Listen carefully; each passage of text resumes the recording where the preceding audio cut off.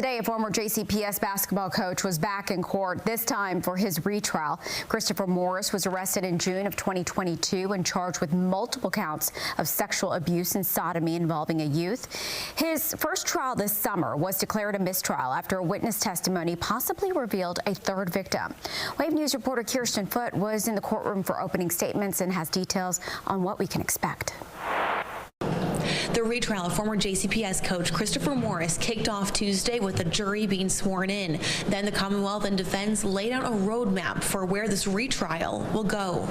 The Commonwealth's opening statement painted Morris as an accomplished basketball coach who could help get players to the next level and whose players looked up to him and parents trusted him. They say players were often at Morris's house because he encouraged team building, telling the jury something like an innocent sleepover before an early game would have a dark side for two former players who will later give testimony. They say he used that position of authority for sex. I'm taking this language directly from the definition of position of authority.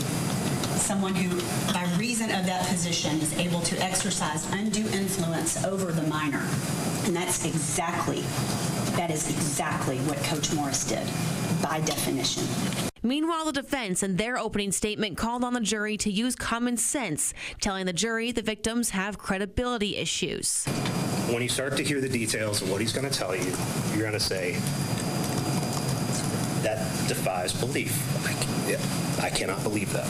Morris is facing 38 charges total, including unlawful transaction of a minor, sexual abuse in the first degree, and sodomy in the third degree. Reporting in Louisville, Kirsten Foote, Wave News.